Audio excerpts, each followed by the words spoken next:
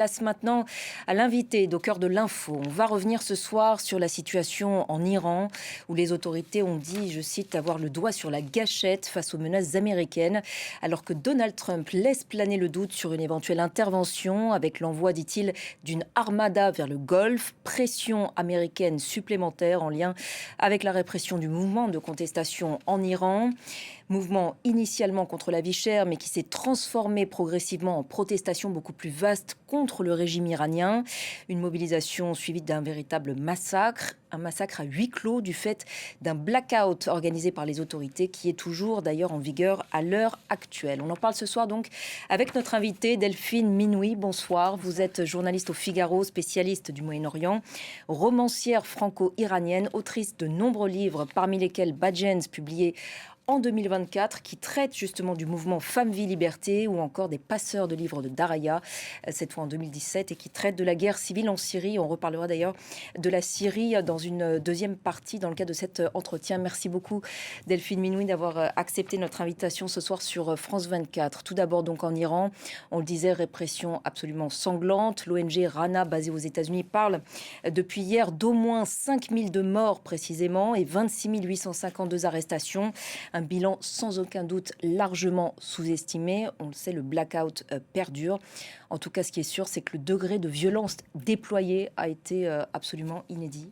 Ça a été un bain de sang. C'est vraiment une machine de répression qui a été lancée contre le peuple iranien. On fait face à un régime qui a déclaré la guerre à sa population. Et les témoignages qui me viennent de façon très, très fragile à cause du blocage de l'Internet sont terrifiants. C'est-à-dire, j'ai eu en contact notamment ce jeune homme qui a été blessé, qui a été en fait lâché dans la rue pour mort après avoir reçu des coups de cutter sur tout le corps, ou encore cette femme dont le frère a été tué dans la rue à bout portant. Et puis ces gens qui racontent des personnes qui tombaient comme des mouches devant eux au pic des manifestations, c'est-à-dire la nuit du 8 et la nuit du 9 janvier. Des témoignages donc qui vous parviennent malgré le blackout qui se poursuit, je le disais, un blackout particulièrement long parce que le pays est habitué. Mais là, c'est particulièrement long. C'est le symptôme d'un régime véritablement aux abois. Oui, pendant grosso modo 10 jours, l'Iran était littéralement coupé du monde. Il n'y avait plus d'Internet, les communications téléphoniques ne fonctionnaient pas. Et c'était, je pense, enfin, c'était une volonté délibérée et assumée de la part du pouvoir d'étouffer la contestation qui a dépassé le guide suprême Ali Khamenei. Et c'était aussi une façon d'instiger, je pense, la peur, mais aussi de couper les canaux de communication entre les protestataires pour tuer dans l'œuf cette révolte qui, il faut le rappeler, est là quand même la 6e révolte iranienne depuis l'arrivée des religieux au pouvoir en Et 1979. une petite fenêtre durant laquelle les communications étaient momentanément rétablies, c'est ça. En fait, Et c'est ensuite, il y a progressif, eu à voilà. nouveau Là, un pour blackout. l'instant, certains Iraniens arrivent. Là, je recommence à avoir des messages de la part de mes contacts, notamment via WhatsApp. On les voit réapparaître sur les réseaux sociaux, sur Instagram, mais ce sont des déclarations souvent très, très prudentes. Ils savent qu'ils sont sous surveillance, ils savent qu'ils risquent gros, et ils savent que ce qui peut les attendre, c'est aussi la prison. Il y a le régime a menacé la population d'exécution. Cette semaine, un jeune, Ali Rabar, a été exécuté. Donc ça va à l'encontre de ce qu'a voulu annoncer aussi Donald Trump en assurant que les autorités iraniennes lui avaient dit qu'elles suspendraient tout processus d'exécution. Et qu'est-ce que ces contacts vous disent de l'atmosphère post-répression? En fait, les témoignages qui nous parviennent sont des témoignages de détresse, de grande peur, de sidération, des gens qui me disent que dans leur quartier, ça sentait la mort. En fait, dans n'importe quelle famille, vous avez un voisin, un cousin, un ami soit mort. soit tués, soit blessés, soit arrêtés. Et c'est pour ça que ces chiffres que vous évoquiez tout à l'heure, c'est des chiffres qui sont très, très prudents, je dirais. Mais je suis en contact notamment avec un médecin qui est dans un service d'ophtalmologie en Allemagne, qui est en contact avec plein de collègues en Iran et qui me disait qu'à travers un collectif de médecins, d'après les témoignages et les chiffres qu'ils ont pu recueillir, ils estiment à au moins 30 000 le nombre de morts. Et cette semaine, les autorités ont aussi donné un ultimatum aux manifestants pour se livrer à la justice. C'est une véritable chasse aux sorcières. Oui, je pense que c'est une forme d'intimidation et les autorités n'ont pas attendu cet ultimatum pour lancer justement cette chasse aux sorcières. Vous avez des milliers d'Iraniens qui sont derrière les barreaux, les prisons sont sursaturées, il y a des centres de détention plus ou moins clandestins. Il faut rappeler que c'est aussi des descentes dans les maisons, des gens qui se font arrêter parce qu'ils ont été pris en photo pendant les manifestations. Ce sont des rafles aussi pour essayer de récupérer sur les toits soit les terminaux Starlink qui permettaient de maintenir une certaine forme de contact avec le monde extérieur, mais aussi les paraboles. Donc la peur, elle est là, on sent bien qu'elle est présente et il y a ce rouleau compresseur en fait de la répression qui est en marche. La peur et malgré tout le courage quand même de ces manifestants. Il y a qui donc, continue pour certains d'ailleurs à monter sur les toits voilà. et à crier mort à Khamenei, mort au dictateur. Comment vous l'expliquez, ce courage ? Cette colère qui se poursuit. Je vais vous citer un jeune avec qui j'ai parlé très régulièrement pendant les manifestations qui me disait en fait, il m'avouait, il ne savait pas s'il s'agissait d'un courage ou tout simplement d'une forme de désespoir, parce qu'il part du principe qu'aujourd'hui, ils n'ont plus rien à perdre face à cette répression, face à cette chape de plomb à la fois politique, mais également économique, parce que c'est aussi pour des raisons économiques qu'est partie la contestation, même si très très vite, ça s'est transformé en mouvement anti-régime. Alors revenons maintenant sur ces déclarations de Donald Trump. Il y a quelque temps sur une éventuelle intervention pour soutenir justement les manifestants qui, durant les protestations, avaient donné beaucoup de courage justement à ces manifestants. Depuis, il a fait volte-face. Est-ce que ce revirement de Donald Trump a, pour le coup, désespéré la population ? Ça a été un coup de massue. C'est vrai qu'à un moment donné, il y avait tellement de monde dans les rues. Il y a eu presque un moment de bascule à cet instant où le régime justement a coupé les canaux de communication et a décidé d'utiliser la force contre la population avec des fusils d'assaut, des fusils de chasse, des snipers sur les toits.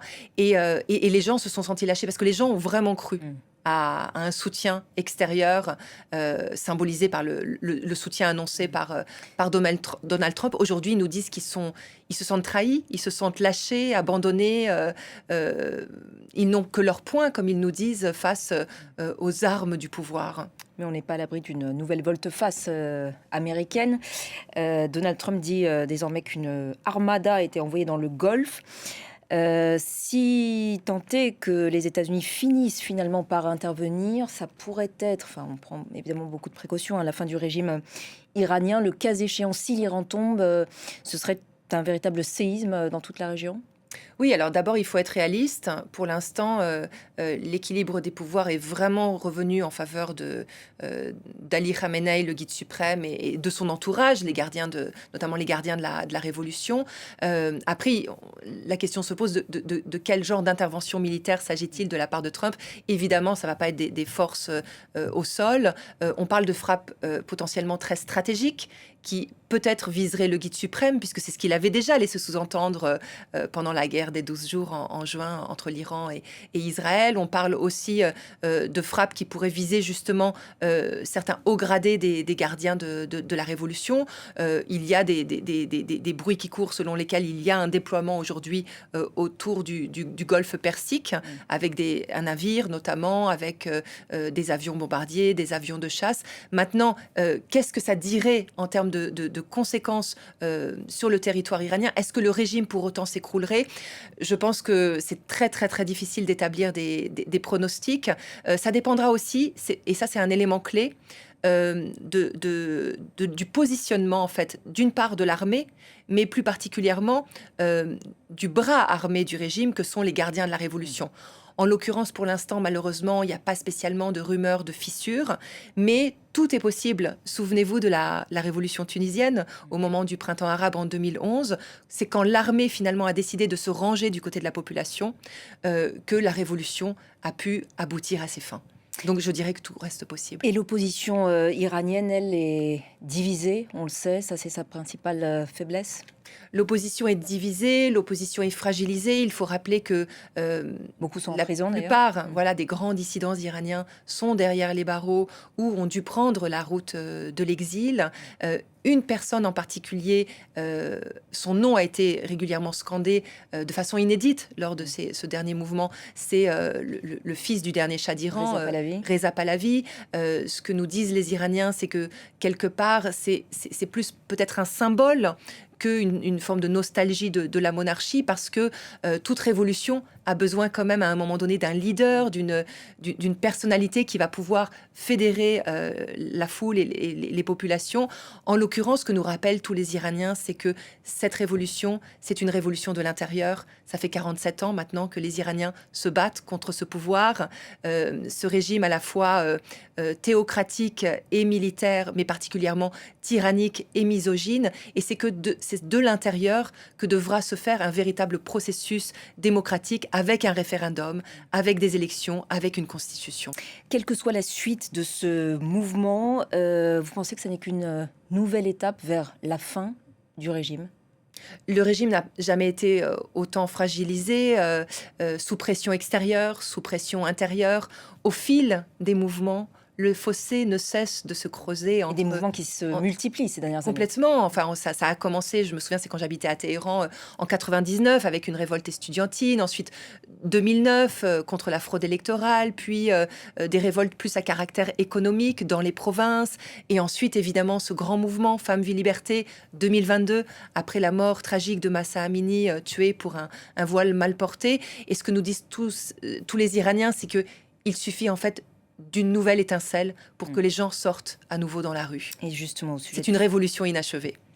Et au sujet justement de Femmes, Vie, Liberté, vous avez voulu revisionner, c'est votre carte blanche, hein, c'est une tradition dans Au cœur de l'info, une vidéo d'une jeune femme, Nika Shakarami, c'est son nom, adolescente, tuée pendant ce mouvement Femmes, Vie, Liberté. On va regarder tout d'abord cette vidéo et on en parle juste après.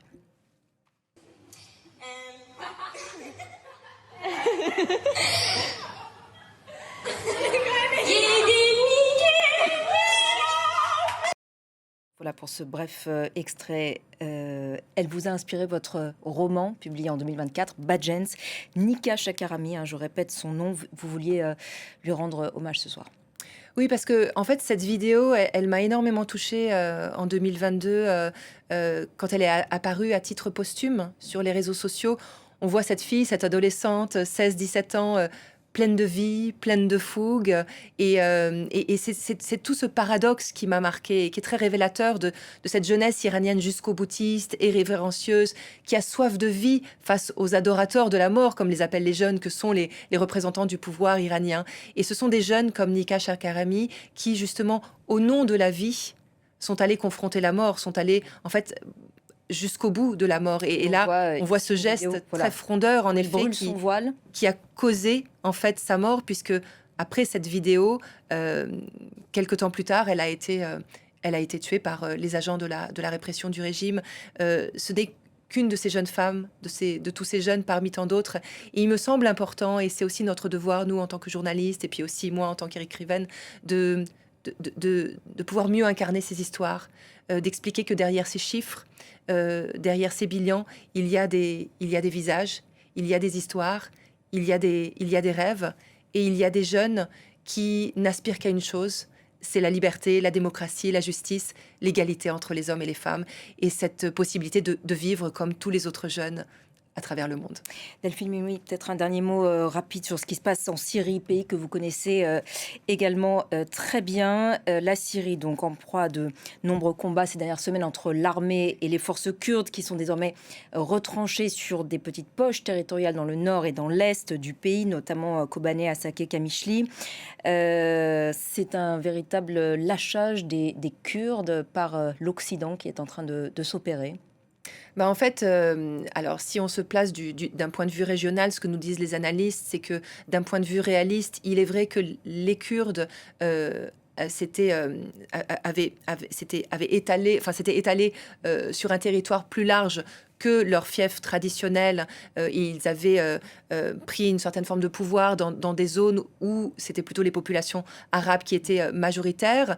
Ceci étant, ce qui est en train de se passer, et c'est la peur des Kurdes aujourd'hui, c'est d'être l'objet d'exactions de la part notamment de chefs tribaux et d'une forme de vengeance. Donc la question des droits de l'homme est très très très sensible. Et Et surtout, ils appellent à ce qui l'aide, se là, passe, alors voilà, que tout Kobané à est fait. assiégé. Exactement. Ce qui se passe, c'est ce sentiment d'abandon de la part de la communauté C'est internationale, pas la première fois. notamment, c'est pas la première fois, de la part des Kurdes, de la part des Américains, en l'occurrence, qui les ont utilisés, entre guillemets, comme bouclier humain dans leur combat contre Daesh. Et aujourd'hui, ils se sentent Et dans la complètement gestion aussi des camps dépourvus. djihadistes dans l'Est syrien. Exactement.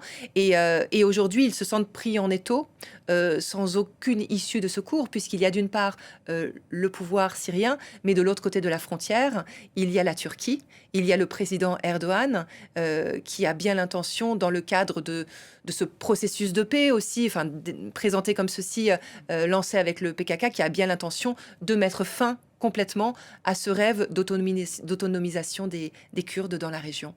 Un vieux rêve qui date de plus d'un siècle. Merci beaucoup Delphine Minoui d'avoir répondu à nos questions ce soir à la fois sur l'Iran et sur la Syrie. Cet entretien est à retrouver sur notre site internet et nos réseaux sociaux.